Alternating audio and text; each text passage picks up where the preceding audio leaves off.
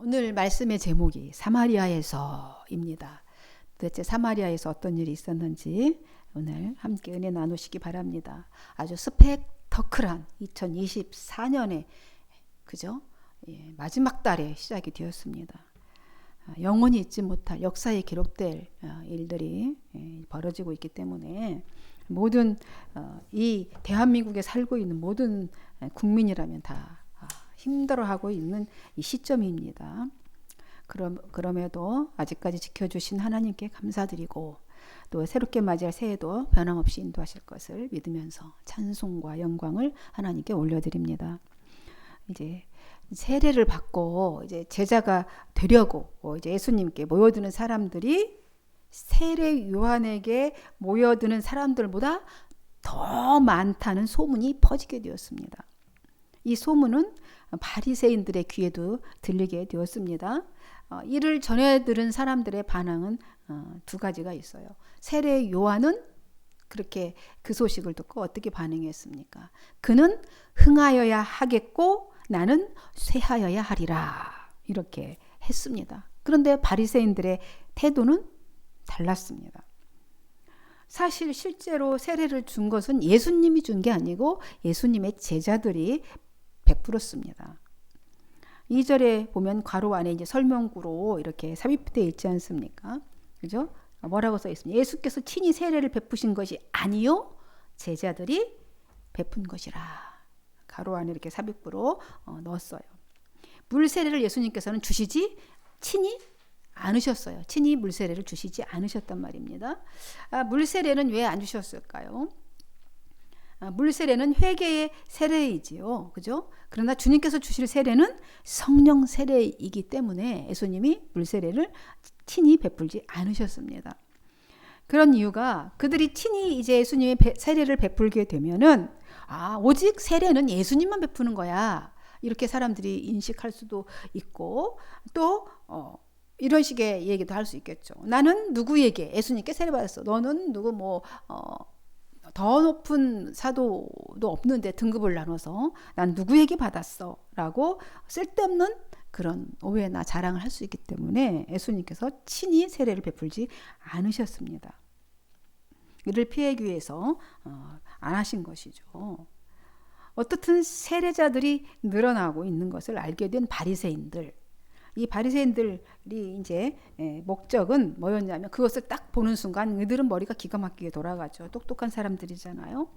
요한보다 예수께로 가서 세례받는 자들의 수가 더 많다 이렇게 막 말을 하면서 서로 예수님께 새로운 저 사람에게 가는 세례받으러 가는 사람이 더 많네. 요한이 먼저 세례를 베풀기 시작했는데 막 이렇게 말을 하는 거죠. 그렇게 해서 예수님과 요한이 서로 경쟁하는 것처럼 이렇게 사람들 눈에 보이도록 그렇게 고도의 이제 간계를 쓰는 거죠. 바리새인들이. 바리새인들 입장에서는 요한의 이게 사단이 하는 거죠. 요한의 제자들이 늘어나고 있는 것도 싫어. 그죠? 바리새인들 입장에서 보면 요한의 제자들이 늘어나는 것도 싫은데 요한이 메시아라고 지칭했던 증언했던 그 예수의 제자까지 막 늘어나고 있다는 것은 정말 몹시도 불쾌한 일인 것이죠. 주님은 사실 이런 사실을 다 알을까요 모를까요? 그들이 그런 생각을 가지고 그렇게 하고 있다는 걸 다 아셨어요. 그래서 그들과 아직 사역 초기이기 때문에 불필요한 충동을 피하기 위해서 유대를 떠나 이제 갈릴리로 가시기로 작정을 하십니다.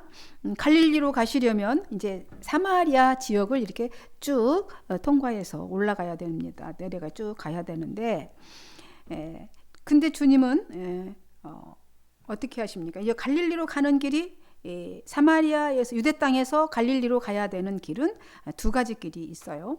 하나는 요단강을 건너서 이렇게 돌아가는 길이고 베리아길로 가는 것이고 하나는 사마리아로 직접 통과하는 길이 있습니다. 유대인들은 보통 요단강을 건너서 베리아의 길을 택하여서 사마리아 땅을 밟지 않고 이렇게 갑니다. 그런데 주님은 오늘 사마리아를 통과하는 길을 택하십니다. 주님의 이제 관심이 이제 유대에서 사마리아로 향하고 있었기 때문에 이제 그 길을 택하신 것이죠. 유대인들에게는 아주 무관심과 무시의 대상이었어요. 사마리아가. 이제 그것을 알고 있었지만 주님께는 이제 그곳이 관심의 대상이었기 때문에 그곳으로 통과하십니다. 사람의 생각과 이제 주님의 생각은 너무 다르죠. 여러분, 관심은 뭡니까? 또 다른 사랑의 표현이죠. 관심이라는 건 사랑의 또 다른 표현이에요. 그러나 관심이 지나쳐도 또 무관심해도 안 됩니다. 유대 종교 지도자들은 예수님께 지나친 관심을 가지고 있었습니다. 예, 사랑에 기인한 관심이 지나치면 그것도 상대방을 힘들게 해요. 그죠? 사랑에 기인해서 관심을 너무 지나치게, 그죠? 엄마의 사랑이 지나쳐서 잔소리를 하면 상대방이 너무 힘들어해요. 구속하려 하면. 그런데 이들은 미움과 시기의 마음을 가지고 거기서 그런 것에서 기인한 그 지나친 관심, 그 관심을 지금 예수님께 보이고 있습니다. 이 지나친 관심은 결국은 파괴적이고 이제 살인을 불러오게 되는 것이죠. 또한 무관심 또한 아주 미움 또 증오 이런 것의 또 다른 표현이기 때문에 무관심 또한 안 되는 것이죠. 미움과 증오의 또 다른 표현이잖아요. 무관심. 아예 무시해버리고. 유대인들은 사마리아인들에게는 지나치게 무관심했어요.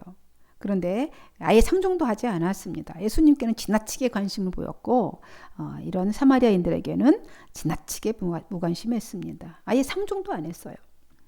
사람들이 이렇게 어떻든 간에 예수님께서는 이제 사마리아의 수가라는 마을에 이르렀습니다. 수가는 야곱이 자기 아들 요셉에게 준 땅에서 가까워요. 왜냐하면 거기가 에브라임 지파 땅입니다. 그래서 그 사마리아가 그런데 가까웠어요. 그 야곱의 우물이 있는 그곳이. 야곱의 우물이 아직 거기 있었습니다. 이 사마리아의 지역에 수가라는 동네에. 여행으로 이제 주님은 이제 걸어서 거기까지 가시는 동안에 피곤하시고 지치셨겠죠. 이제 그 우물가에 앉으셨습니다. 난 12시쯤 되었다. 시간도 말씀해 주시죠. 정오 무렵이었습니다. 그러면 난 12시면 해가 가장 강하게 내려지는 시간이죠. 그래서 그때는 우리 동남아만 가도 너무 뜨거워서 낮에는 돌아다닐 수가 없어요. 그 시간엔 더군다나 이 사막 가까운 그 지역에는 그 낮 시간에는 사람들이 움직이지 않습니다. 근데 그 시간에 아무도 없는 그 우물에 한 여인이 물을 길러 나왔습니다. 이 여인은 아마 일부러 사람들이 안 오는 거 알고 피해서 나온 거죠. 그러니까 사람을 만나는 것이 아주 불편한 대인기피증 환자였던 것입니다. 이 여행에 지친 예수님은 이제 거기 우물가에 앉아 있다가 여인을 보고 먼저 말을 건네십니다. 나에게 물 좀 주시오. 주겠소. 라고 얘기합니다. 7절에 보면. 마침 그때 예수님만 계셨어요. 왜 제자들은 어디 갔을까? 같이 왔는데 설명해 주죠. 마침 제자들은 모두 음식을 사러 마을에 가고 그 자리에 아무도 없었다. 상황 설정도 설명해 줍니다. 주님은 당신의 권위로 이제 물 좀 달라 이렇게 할 수도 있지만 이렇게 부탁을 하십니다. 그러자 이 여자가 아주 당황해합니다. 당황해하면서 아주 자기가 보기에 이 여자가 보기에 사마리아 여자가 보기에 아주 지쳐 있고 유대 남자인데 그 유대 남자에게 이렇게 말하죠. 아니 당신은 유대인인데 어찌하여서 저 같은 사마리아 여자에게 물을 달라고 하십니까? 이렇게 물 달라 했는데 반문을 하죠. 물을 아니요, 예, 주기 싫어요. 이것도 아니고 그냥 반문을 합니다. 굳이 여인은 되물으면서 자신에게 그런 지역 감정을 갖고 있고 마음에 상처가 있는 것을 드러냅니다. 그죠? 자신이 유대인에 대한 편협된 생각을 가지고 있음을 표현하면서 그냥 물 한 그릇 떠서 두레박을 갖고 떠주면 되었을 텐데 자기 상처를 굳이 유대 남자, 처음 본 남자에게 마음 상처를 드러냅니다. 그녀가 이렇게 말한 것은 이유가 있지요. 당시 아까도 말씀드렸듯이 유대인들과 사마리아 사람들과의 그런 지역 감정이 아주 극심해서 상종도 안 했기 때문에 그렇습니다. 지금 우리나라도 지금 동서로 지금 뭐 이제 상종도 안 할 정도는 아니지만 지역 감정들을 가지고 있지 않습니까? 그 시작이 언제부터냐면 기원전이 이제 722년 북왕국이 멸망합니다. 북왕국이 아수르에서 이제 멸망을 한 후 이제 그 이방 사람들이 어디로 왔냐면 사마리아로 왔어요. 혼합 정책을 썼기 때문에 이사를 왔는데 그들과 유대 사람들이 결혼을 해가지고 그 사마리아가 북이스라엘의 수도였으니까 거기서 결혼해서 혼혈이 많이 태어나게 된 거죠. 그런 지역이 되었습니다. 그래서 사마리아는 에브라임 지파 땅이었고 이스라엘의 북이스라엘의 수도였는데 이제 그곳에 혼혈 지역이 되고 말았던 거죠. 그 도시를 그러니까 아수르 정책에 완전히 먹힌 거죠. 이를 유대인들은 아주 큰 문제로 여겼던 것입니다. 이방인과 피가 섞였어요. 그죠? 우리 선민 아브라함의 후손 육신적으로 아브라함 혈통을 타고난 우리 이스라엘 입장에서 유대인들 입장에서 보면 지금 이방인과 피가 섞였고 또 저들은 예배를 예루살렘에서 드려야 되는데 그리심산에서 예배를 드린다. 이거는 도저히 용납할 수 없어요. 받아들일 수가 없습니다. 그래서 저것들은 그냥 무시하고 상종할 가치가 없는 사람들이라고 여겼습니다. 그러니까 어느 정도였냐면 그냥 여행을 할 때에도 그 지역을 지나갈 수도 있겠지만은 절대 그 땅도 밟지 않을 정도. 그 땅을 아예 안 밟는 거예요. 밟지 않으려고 시간이 오래 걸려도 이렇게 다른 지역으로 돌아서 이렇게 갑니다. 이렇게 예수님은 심한 상처와 편협한 생각으로 가득했던 그래서 여인의 그 반응을 보시고 이제 왜 나한테 유대 남자가 물 달라고 하느냐 그 질문에 대한 이제 대답을 하십니다. 10절에 뭐라고 말씀하십니까? 예수님께서 대답하여 이르시되 네가 만일 하나님의 선물과 또 내게 물 좀 달라 하는 이가 누구인 줄 알았더라면 네가 그에게 구하였을 것이요 그가 생수를 내게 주었으리라. 이렇게 말씀하십니다. 갑자기 왜 나한테 물 달라고 하느냐 그랬는데 주님이 지금 이렇게 대답하시죠. 당신이 만일 하나님의 선물과 또 나에게 물 좀 달라고 하신 이가 그지? 당신이 그 누구인 줄 알았다면 그에게 생수를 생했을 것이고 그러면 그가 당신에게 생수를 주었을 것이다. 이렇게 얘기합니다. 주님은 예수님을 유대인으로서 이제 초라하고 어떤 피곤에 지친 한 여행자로만 알고 있는 이 여인에게 그녀가 그 여인이 나를 보고 있는 그 외모의 그 것이 아니라 그 이상의 더 중요한 사실이 있기를 주님이 누구인지 단순히 유대 남자 피곤에 지친 남자가 아닌 자신이 누구인지를 알기를 원하셨어요. 그래서 이렇게 답변을 하신 것입니다. 그래서 인류에게 하나님의 놀라운 선물은 예수님이다, 장신이다 라고 말씀하시는 거예요. 예수님이 물을 달라고 요청하신 것은 당신의 그러니까 사마리아 여자에게 정말 물을 달라고 하지 않아도 해결하실 수 있으시지만 굳이 여인에게 말을 걸어서 물 좀 달라 이렇게 말씀하신 것은 당신의 갈증을 목말라서 해결하기 위한 것보다도 여자에게 영원히 목마르지 않는 생수를 주시기 위해서 그 질문을 하신 것이죠. 그리고 생수의 원천이 누구냐? 바로 생수의 원천이 뭐냐? 바로 주님 당신이시다. 이 사실을 알았더라면 여인이 당신이 주님께 생수를 달라고 청했을 것이다 라는 말인 것입니다. 물질, 이 물은 물질이잖아요. 물질의 물을 마셔도 우리 다시 목마르잖아요. 한 번 마시고 끝나지 않잖아. 계속 마셔야 돼. 더우면 땀 흘리고 나면 물을 또 엄청 마시죠.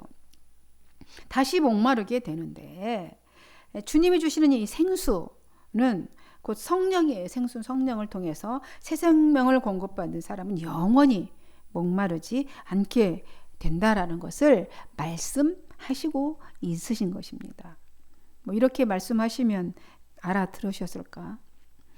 여러분, 세상의 물을 마신 자는 육신의 해갈을 못해요. 그죠? 우리 세상의 물을 마셔도 육신의 완전한 해갈이 안 됩니다. 그때 목마를 때마다 마셔야 돼요. 생수를 공급받는 인생은 그런데 영혼의 해갈을 받게 된다라고 지금 말씀하고 계시는 겁니다. 육신의 해갈을 하기 위해서 물길로 나왔던 이 여인은 이제 예수님께서 이제 이렇게 이 여인에게 이렇게 말하는 거죠. 내가 생수를 주었을 것이다라고 영원한 영적 해갈, 말씀하신 것입니다. 근데 이 말씀을 알아들었습니까? 못 알아들었습니까? 못 알아듣습니다. 여러분은 알아듣겠습니까? 우리 해석해 주니까 알아듣는 거죠. 그죠? 11절 12절에 여자가 이르되 주여 물 그릴 그릇도 없고 이 우물은 깊은데 어디서 당신이 그 생수를 얻겠사옵나이까? 우리 조상 야곱이 이 우물을 우리에게 주셨고 또 여기서 자기와 자기 아들들과 짐승이 다 마셨는데 당신이 야곱보다 큽니까? 이렇게 묻습니다. 아니 이 누구신지를 못 예수님이 지금 메시아라고 알아들었다면 이렇게 말 안 했겠죠. 그냥 유대 남자인 거예요. 그 여인이 보기에. 그래서 말귀를 못 알아듣고 이렇게 말하는 거죠. 아 선생님께서는 지금 두레박도 없잖아요. 예수님 지금 두레박 없어요. 두레박도 없고 또 우물도 아주 깊어요. 근데 생수를 어떻게 길어다 주신다는 겁니까? 이 우물은 우리 조상 야곱은 물론이고 그의 자녀들 가축들이 즐겨 마셨던 물이다고. 이 우물들을 우리에게 주신 야곱보다 당신이 더 크냐, 더 위대한 분이냐 이렇게 말하고 있습니다. 왜냐하면 그 우물물은 우리가 생각하는 보통 3m 이상이 들어가요. 3m 이상의 깊이를 파야 됩니다. 그러니까 깊어야 되죠. 사막이니까, 메마른 땅이니까.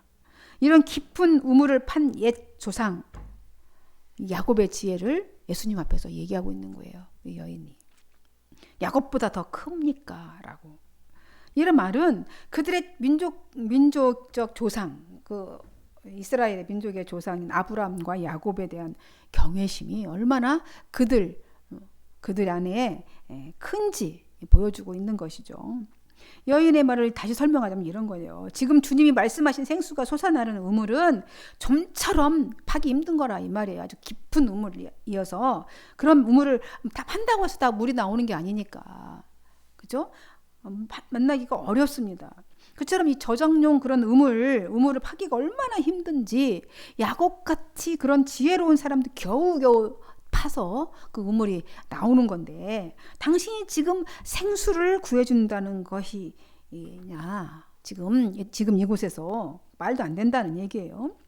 사실상 사마리아인들은 이제 보면은 순수 혈통은 아니잖아요. 혼혈이잖아요. 그럼에도 불구하고 야곱의 후손이라는 생각을 본인들은 갖고 있는 거예요. 그러니까 선민의식이 이들에게도 대단히 있었던 거죠. 하나님께서 자기네들을 택하셨다라는. 예수님은 이 질문에 직답을 하십니까? 안 하십니까? 직답을 안 하시죠. 13절 14절에 보면 곧바로 본질적인 말씀을 하십니다. 야곱의 우물과 생수의 차이가 뭔지 아냐? 당신이 큽니까? 라고 했는데 거기다 답변을 안 하시고 이렇게 말씀하셔요. 뭐라고 얘기하십니까? 이 우물을 마시는 자마다 다시 목마르려니와 내가 주는 물을 마시는 자는 영원히 목마르지 아니하리니 내가 주는 물은 그 속에서 영생하도록 솟아나는 샘물이 되리라. 그러니까 누구나 이 야곱이 지금 너가 우물 얘기했는데 야곱의 우물을 얘기했는데 야곱의 우물을 마시는 사람은 누구나 또다시 목마를 것이다. 곧바로 더우니까. 하지만 내가 주는 물을 마시는 사람은 영원히 목마르지 않을 것이다. 내가 주는 물은 그 사람 안에서, 내가 주는 물을 마시면 그 사람 안에서 솟구쳐 막 물이 나와서 영원한 생명에 이르게 하는 참샘물이 될 것이다 라고 얘기를 합니다. 그러니까 이 말씀은 무슨 말이냐면 세상 사람들은 세상의 희망과 행복과 희망을 삶의 샘터, 우물로 삼고 살아요. 그죠? 하지만 세상 행복은 어떻게 된다는 거예요? 바닷물과 같이 마시면 마실수록 계속 갈증이 나잖아요. 그런데 이 주님이 주시는, 주님을 영접하는 사람은 진리와 생명의 성령께로부터 오는 끊임없이 사랑을 공급받는 그런 생수를 터전을 삼아서 살게 된다라는 거예요. 그러니까 예수님을 내가 주는 물을 마시는 자나 성령에 사로잡힌 자는 진리의 생명께로부터 끊임없이 공급받는 생명의 생수를 그 근원으로 타전을 삼고 살게 된다 이 말씀을 하십니다. 그러니까 생수를 마시면 성령으로 충만하게 되면 샘물처럼 솟구치는 그 사랑 안에서 영생을 누리고 또 그래서 거기에서 흘러넘치는 그 사랑을 그 생수를 서로 나누며 살게 된다라고 이렇게 얘기하고 계시는 겁니다. 그러자 여자가 대뜸 이렇게 반응합니다. 그물을 내게 주십시오. 영혼이 목마르지 않다니까 포인트에 거기가 있겠죠. 한 번 먹으면 안 마르니 그물을 있으면 내게 좀 주십시오. 그러면 제가 다시는 목마르지 않고 또 물길로 여기까지 오지 않게 해주십시오. 그죠? 이 여인의 이해도를 이 말씀에서 우리가 캐치할 수 있는 거잖아요. 아직도 이해가 안 된 여인은 그런 물이 과연 있다면 다시 목마르지 않아서 물길로 오지 않게 해달라 이렇게 말하는 겁니다. 어쨌든 먼저 물을 달라고 한 것은 예수님이잖아요. 우물가에 앉아 계셔서 예수님께서 먼저 여인에게 물을 달라고 했는데 지금은 이제 바뀐 거죠. 그 여자가 예수님께 물을 달라고 구하게 되는 것입니다. 주님은 이제 생수에 관심을 가질 수 있도록 유발시키신 거예요. 관심 유발. 예수님의 방법, 관심 유발을 시킨 겁니다. 이제 주님과 여인과의 대화가 이제 전에는 물 좀 주십시오. 서로 수평적인 이런 이제 관계로 대화를 했었습니다. 이제 다음 절에서부터는 이제 수직적인 관계, 예수님과 신성을 가진 하나님과 이제 인간과의 대화, 수직적인 차원으로 이 대화가 또 바뀌게 되는 것을 보게 됩니다. 어떻게 이제 그 대화가 바뀌는지는 이제 다음 시간에 계속해서 이제 살펴보도록 하겠습니다. 아직 주님은 물을 얻어 마셨습니까? 안 마셨습니까? 아직 주님은 물을 못 얻어 먹었어요. 못 드셨습니다. 주님의 물이 목적이 아니셨죠. 대화를 이어가고 있습니다.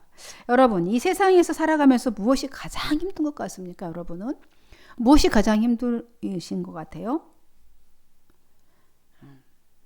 물질, 질병, 인정받지 못함, 인간관계 등 이런 것이 가장 힘든 것 같습니까? 아닙니다. 영적인 갈증이에요.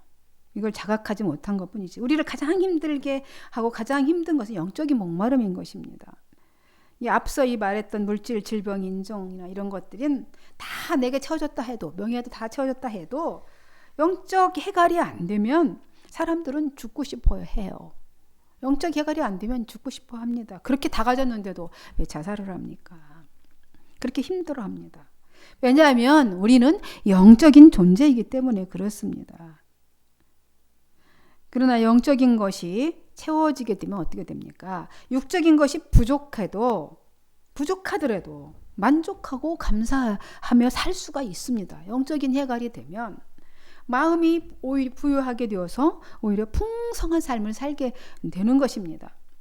오늘 말씀에 등장한 이 사마리아 여인은 태생적으로 이방인이잖아요. 거의 혼혈, 그죠? 자기가 그렇게 태어나고 싶어 태어난 거 아닙니다. 태생적으로 세상의 삶도 실패했던 여인이에요. 이 본문 다음 주에 살펴보겠지만 도덕적인 죄책감으로 자존감이 밑바닥이에요. 그랬던 여인이 오늘 주님 만나셨습니다. 주님은 이 여인과 대화를 하시면서 인생의 진정한 문제가 무엇이며 그 문제의 해결의 길이 무엇인지를 지금 제시해 주시고자 하시는 것입니다. 메시아에 대한 갈망, 영적인 갈망이 아닌 세상적인 갈망을 하고 있는 이 여인에게 당신이 세상의 그 물만 마시려고 하니까 더 목이 말라 죽어가고 있는 것이다 라고 지금 말씀하시는 겁니다. 그리고 정말로 필요한 선물이 무엇인지 모릅니까? 라고 물어요. 누가 주는지도 당신은 모르고 있지 않습니다.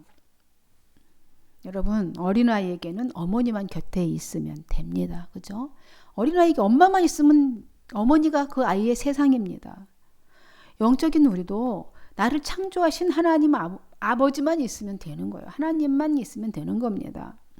우리의 신앙이 변질되는 것은 왜 그렇습니까? 하나님 외에 사업, 돈, 권력, 배우자, 자식, 사업 등, 건강 등등등 막 덧붙이기 때문에 우리 신앙이 변질되는 겁니다. 이것을 바라보게 되는 순간부터 생수의 근원이신 주님과는 멀어지게 되며 세상 것에 종이 되어서 끌려가게 되게 되어 있습니다. 그래서 결국은 죄의 길로 가까워지게 되는 것입니다. 하지만 나의 영혼이, 오늘 이 순간 나의 영혼이 지금 하나님만 찾고 있다는 것을 내가 깨달았다면 그것은 최고의 행복이라고 생각합니다. 내가 주님의 자녀로 사는 것, 이것이 행복이라오. 오늘 시인이 또 그렇게 노래도 했지 않습니까? 주님이 주시겠다는 그 생수, 그 생수는 사람의 우리 속에 역사하시는 은혜의 성령을 말하고 있습니다. 생수가 뭔지는 주님이 이미 말씀해 주셨어요. 제가 은혜의 성령이라고 해석한 게 아니고 주님이 말씀하셨습니다. 나를 믿는 자는 성경의 이름과 같이 그 배에서 생수의 강이 흘러나리라 하시니, 이는 그를 믿는 자의 받을 성령을 가리켜 말씀하신 것이라. 요한복음 7장 38절 이렇게 주님이 말씀하셨습니다. 생수는 성령이시며 성령은 믿음을 통해서 우리에게 찾아오십니다. 그러므로 주님이 주는 생수는 그 생수를 마시는 사람 속에서 끊임없이 솟아나서 영원한 생명에 이르게 된다라고 오늘 우리에게 교훈하고 있는 것이죠. 예수님께서는 예루살렘에서 이제 여러분 그죠? 유월절 지키시고 유대를 얼마간 머물다가 다시 갈릴리로 돌아가시면서 지금 사마리아 지역에 수가라는 동네 우물가에서 한 여인을 만나서 지금 대화를 하고 계십니다.